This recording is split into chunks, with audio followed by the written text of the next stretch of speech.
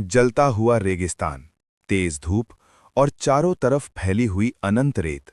ऐसा लग रहा था जैसे धरती आग उगल रही हो। उसी तपते हुए रेगिस्तान में एक लड़का धीरे धीरे कदम बढ़ा रहा था। उसका नाम था आरव।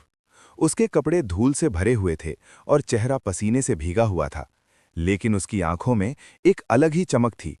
एक सपना, एक उम्मीद जो उसे आगे बढ़ने की ताकत दे रही थी। आरव एक छोटे से गांव में अपनी बूढ़ी माँ के साथ रहता था। वो गरीब जरूर था, लेकिन उसके इरादे बहुत बड़े थे। वो हर दिन मेहनत करता, लेकिन उसकी जिंदगी में कोई खास बदलाव नहीं आ रहा था। यही वजह थी कि उसके दिल में कुछ बड़ा करने की चाहत दिन ब दिन बढ़ती जा रही थी। एक दिन उसने ठान लिया कि वो अपनी किस्मत खुद बदलेगा। उसी रात उसे अपने दादा की एक पुरानी किताब मिली, जो धूल से ढकी हुई थी और काफी रहस्यमयी लग रही थी।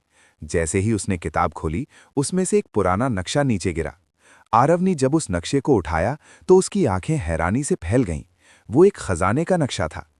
उस नक्शे में खतरनाक रेगिस्तान के बीच एक गुफा का निशान बना हुआ था। आरव के दिल की धड़कन तेज हो गई। उसने सोचा, अगर मुझे ये खजाना मिल गया तो मेरी और मेरी माँ की जिंदगी बदल जाएगी। ये सोचकर उसने तुरंत उस सफर पर जाने का फैसला कर लिया। अगली सुबह वो थोड़ा खाना, पानी और हिम्मत लेकर निकल पड़ा।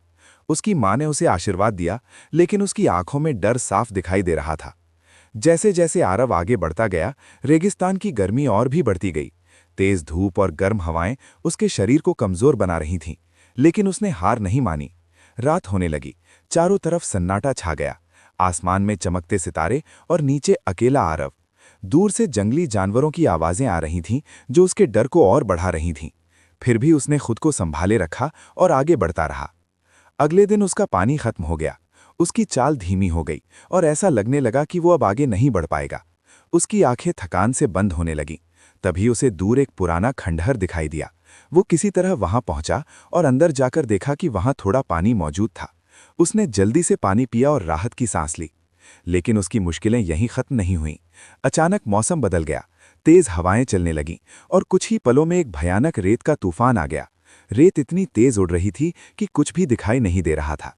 आरव ने खुद को बचाने के लिए एक बड़े पत्थर के पीछे छुपा लिया।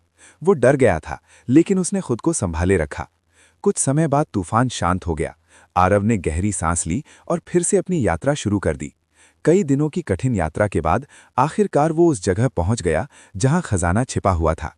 उसके सामने एक विशाल गुफा थी। गुफा के अंदर अंधेरा था, लेकिन अंदर से हल्की चमक आ रही थी। आरव धीरे धीरे अंदर गया। जैसे ही उसने अंदर कदम रखा, उसकी आंखें चमक उठीं। उसके सामने सोने और हीरों से भरा हुआ एक विशाल खजाना था। उसने कभी इतना धन एक साथ नहीं देखा था। वो धीरे धीरे खजाने की ओर बढ़ा, लेकिन तभी अचानक जमीन हिलने लगी। गुफा में गूंजती हुई एक डरावनी आवाज आई। अंधेरे से एक विशाल मणि वाला नाग बाहर आया।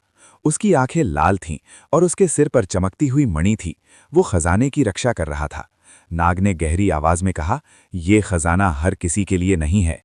इसे पाने के लिए तुम्हें मेरी परीक्षा पास करनी होगी।" आरव डर गया, लेकिन उसने खुद को संभाला और हिम्मत नहीं हारी। नाग ने पूछा, "सबसे बड़ी ताकत क्या है?" आरव ने कुछ पल सोचा और जवाब दिया, "सबसे बड़ी ताकत हिम्मत है।" नाग ने दूसरा सवाल पूछा, "सबसे बड़ा खजाना क्या है?" आरव ने जवाब दिया, "संतोष।" फिर नाग ने तीसरा सवाल पूछा, "सच्चा योद्धा कौन होता है?" आरव ने गहरी सांस ली और कहा, "सच्चा योद्धा वही होता है जो कभी हार नहीं मानता।" कुछ देर के लिए गुफा में सन्नाटा छा गया। फिर धीरे धीरे नाग शांत हो गया। उसकी आंखों की चमक नरम हो गई और वो मुस्कुराया। उसने कहा, "तुमने सही जवाब दिया। तुम इस खजाने के हकदार हो।" इतना कहकर वो धीरे धीरे गायब हो गया और अपनी मणि वहीं छोड़ गया। आरव ने खजाने की ओर देखा, लेकिन इस बार उसकी नजरों में लालच नहीं था। उसने सिर्फ उतना ही खजाना लिया जितनी उसे जरूरत थी, क्योंकि अब वो समझ चुका था कि असली खजाना क्या होता है। वो अपने गांव वापस लौटा और अपनी माँ को गले लगा लिया। उसकी माँ की आंखों में खुशी के आंसू थे।